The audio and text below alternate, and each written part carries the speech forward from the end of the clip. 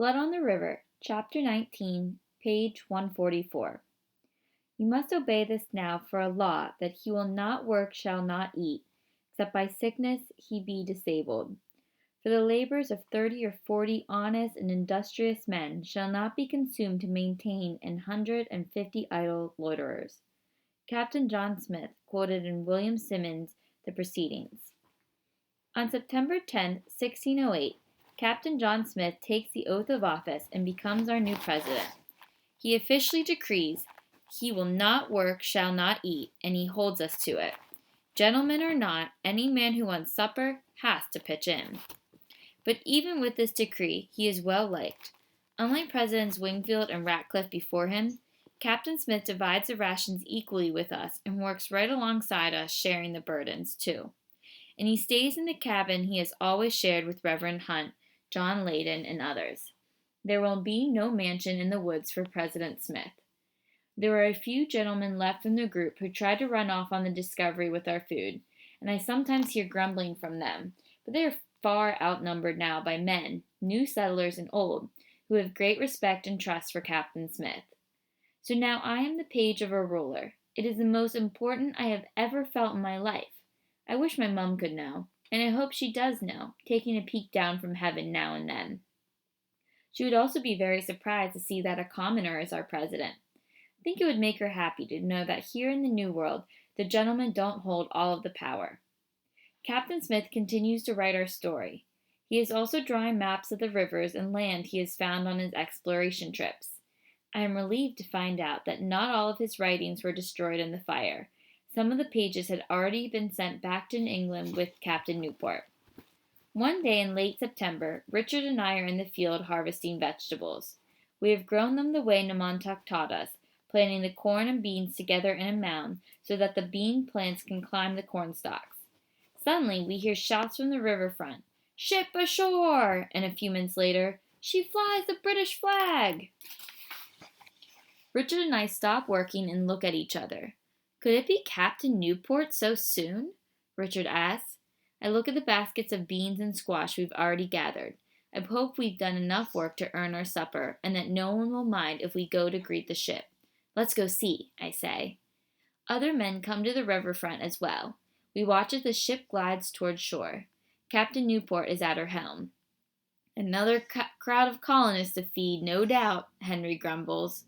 "Let's hope they've sent us more skilled workers and fewer gentlemen, as I've requested," says President Smith. The ship anchors, the longboat is lowered, and the first few passengers begin to climb down the rope ladder. The late afternoon sun glints in my eyes, and at first I think that what I'm seeing is a trick of the light. But then I hear the men around me, as amazed as I am. Could it be? My Lord, it's a vision! How could they send women to this God-forsaken place? As the longboat nears us, men trip over one another, rushing to help. "Let me give her a hand." "No, let me give her a hand." I'm surprised we don't have a fist fight before the longboat even lands. In the boat are a number of men, but all any of us see are the two women, sitting straight back, clutching satchels. One of the women is older and large, with a round face and double chin. The other woman, a girl really, has pale skin and dark, frightened eyes. A few black curls peek out from under her coif. I listen to the conversation as the longboat passengers are introduced to President Smith. Master Francis West, Master Daniel Tucker, Master and Mrs. Thomas Forrest, and Mrs. Forrest's servant girl, Anne Burras. It has been a very long time since we have seen English women. It gives me a twinge of sadness, of missing my mother, to see their colorful petticoats, indigo blue and saffron yellow, and white coifs. It feels familiar, like home. Miss Anne Burras squints her eyes, scowls, and ignores the men who are jostling one another to have a chance to carry her satchel. She holds tight to that satchel and turns her back to them. I feel sorry for her, being the center of attention like that when she obviously doesn't want to be here. Namontack is on the next longboat trip to shore. I am surprised to see that he is wearing a linen shirt, but England did not change him too much. His hair is still shaved close on one side and long on the other, and his eyes are still bright. He beams at me. "Hello, Samuel. How are you?" he calls out in accented English. "I am now a world traveler." I laugh. "You're speaking English well, my friend," I call to him. I realize that in his months away, with no one to speak Algonquin with, he has had plenty of time to learn the English language, much more than the few words and phrases Reverend Hunt taught him before he left. "Namontack, where's your stick?" I ask. "Did you make lots of notches in it?" Namontack shakes his head. "Too many people," he says. "I throw stick in river." Reverend Hunt is very happy that Namontack is now speaking English so well. He wastes no time but sits him down to tell him about God the Father, Jesus the Son, and the Holy Spirit, and how he must bring the message of salvation to the other Powhatans. Namontack nods enthusiastically. "Yes, yes, I learn of your gods in England, and I tell them of my gods." He launches into a lively description of Oceus, the vengeful god who requires sacrifices of tobacco, copper, beads, and sometimes animal blood, and sends punishment if he is not happy. He tells us about Ahon, the god who is all-loving, all-forgiving, who makes the sun shine and ripens the crops. And he tells us of the great respect his people have for the spirit of life that is in all things, people, animal, plants, fire, water, wind. Reverend Hunt shakes his head. There is only one God, maker of heaven and earth. Reverend Hunt tells us the story of creation, how God made the world and all things in it in 6 days, and rested on the seventh day, the Sabbath. Again, Namontack nods with interest. "Now I tell you how our world was made," he says. He tells us a story about the great hare who created different kinds of men and women and put them in a big sack. He protected them from giants who wanted to eat them. The great hare filled the rivers with fish and put deer upon the land. Then he took the men and women out of the sack and put them in different places on the earth to live. I enjoy Namontack's story, but I can see that Reverend Hunt is becoming discouraged. Namontack does not understand that he is to give up his gods and his story and take the word of God from the Bible back to his people. Reverend Hunt begins to explain again, but Captain Smith finds us boys sitting idle and tells Reverend Hunt he needs us to come work in the gardens. I put on my straw hat and pick up a basket. I hope Reverend Hunt is not too disappointed that his first time trying to convert a Virginia native to Christianity did not work out. Captain Newport has brought us 70 new colonists, stores, and the news that the rocks we were sent to England were once again just rocks. The Virginia Company has a new idea about how we can make a profit. We are to use the raw materials we have here in Virginia and begin making glass, pitch, tar, and soap ashes to send back to England. They've sent us several Polish and German tradesmen to get us started with these projects. They have already begun to build a glass house a little way from our fort with a large furnace for glass making. Captain Newport has also brought orders from the Virginia Company to place an English crown on Chief Powhatan's head, making him a prince under King James and making all of his people English subjects. My mind reels when I hear this. Chief Powhatan thinks we are his subjects, and now they want to make Powhatan's people English subjects? The whole thing tangles my brain in knots.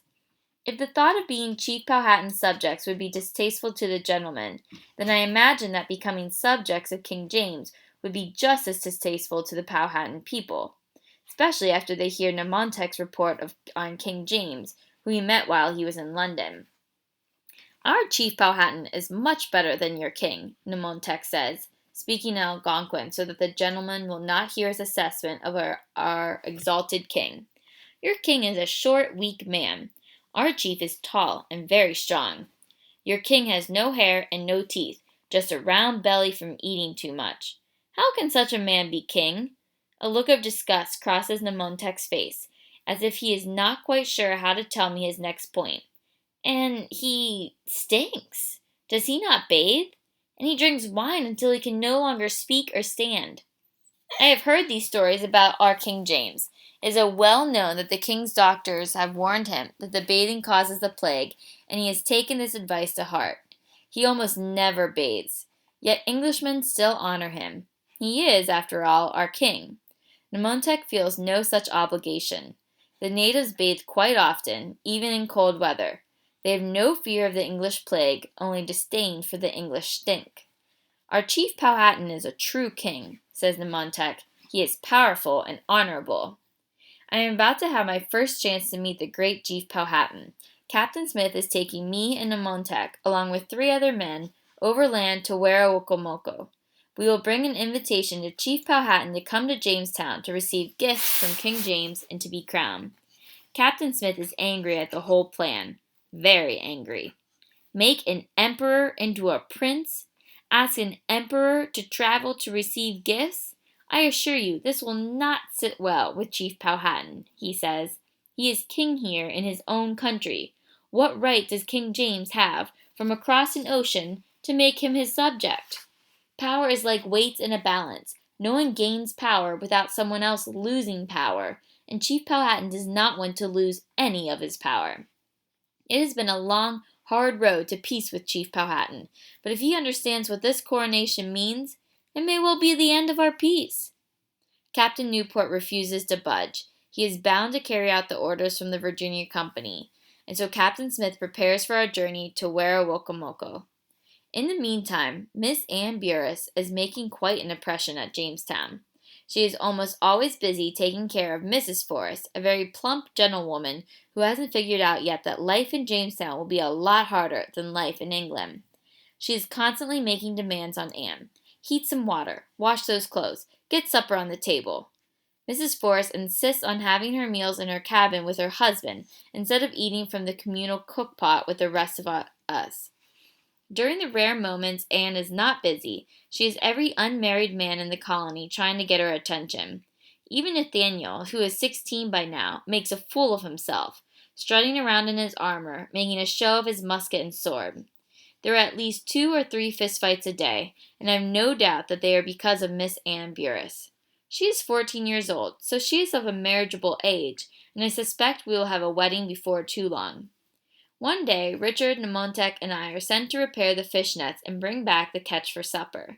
We're the only ones at the riverfront when Anne comes down to fill buckets with water. Here, we can fill them, Richard offers. We're already barefoot and wet. He takes the buckets from her. Anne doesn't smile or say thank you. She just looks away.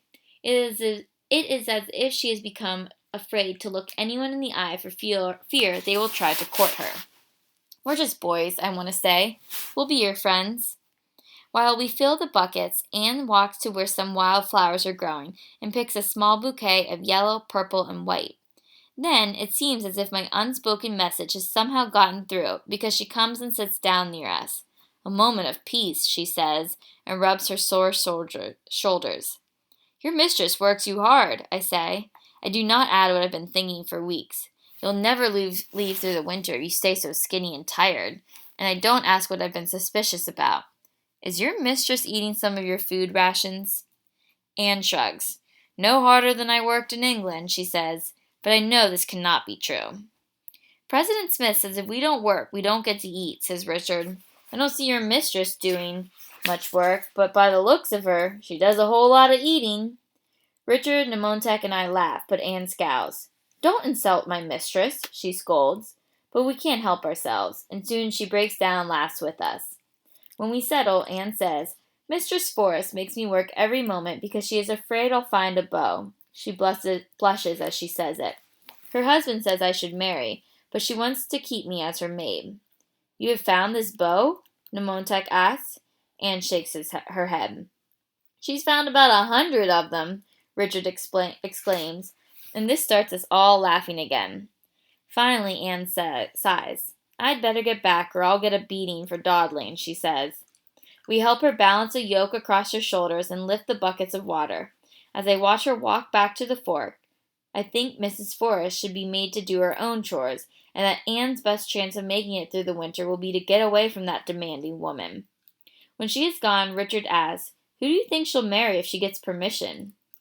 Maybe your werewants, Captain Smith, Namontack suggests. I shake my head. He's the only unmarried man not courting her. He must be too busy for marriage. As we repair the fish nets, we have fun guessing who Miss Anne Burras will pick if she gets permission to wed. I only hope she finds someone who will be kind to her and make sure she gets her full food rations. I've never dug a grave for a girl before, and I don't want to start now.